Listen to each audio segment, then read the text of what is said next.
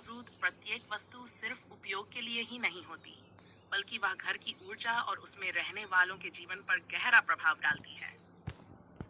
सही दिशा व स्थान में उचित वस्तु रखने से जहाँ सकारात्मक ऊर्जा का संचार होता है और शुभ फल प्राप्त होते हैं, वहीं गलत दिशा में वस्तुओं को रखने से वास्तु दोष उत्पन्न होकर नकारात्मक प्रभाव पड़ सकता है। घड़ी, कैलेंडर, पूर्वजों की तस्वीरें, झाड़ू जैसी दैनिक जीवन की वस्तुओं के प्लेसमेंट पर वास्तुशास्त्र में विशेष जोर दिया गया है।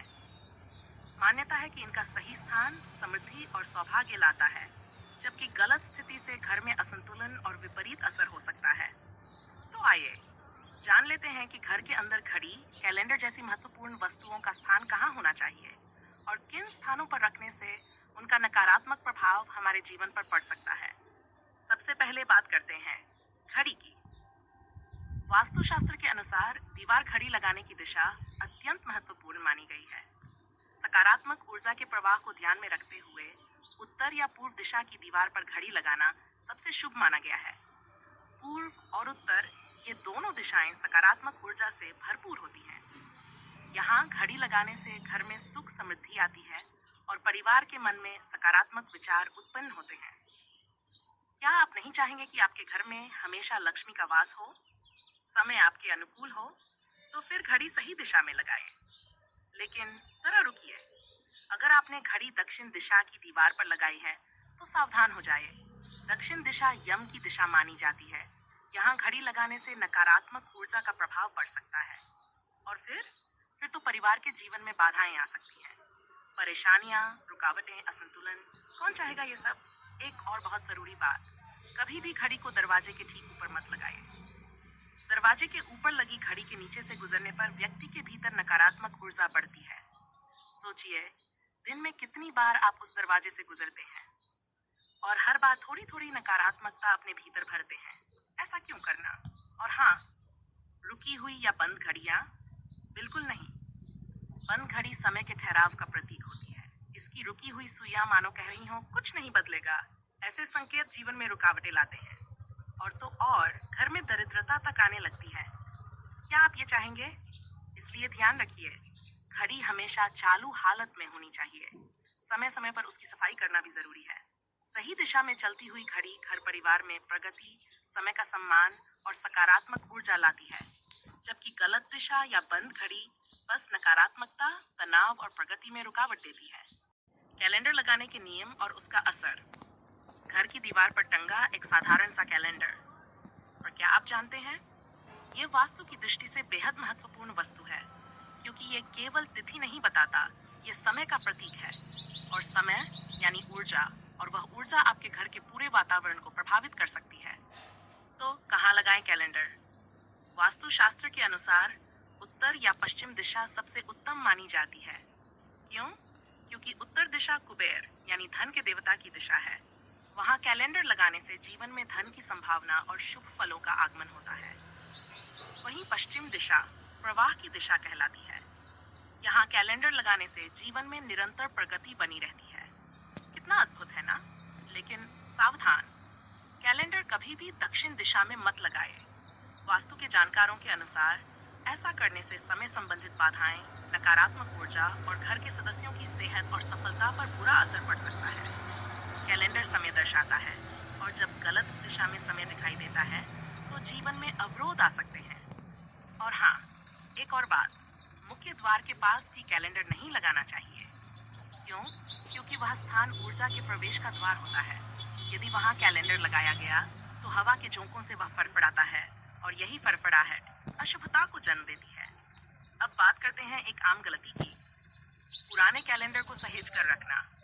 क्या आप भी नए कैलेंडर को पुराने के ऊपर टांग देते हैं या पुराने कैलेंडर को संभाल कर रखते हैं? तो सुनिए, ये भारी भूल है।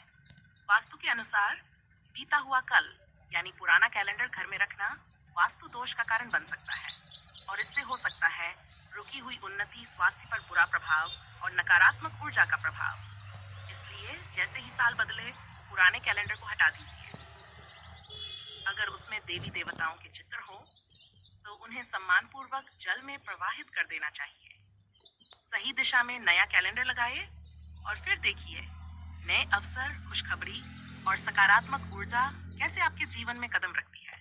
मृत व्यक्तियों की तस्वीरें।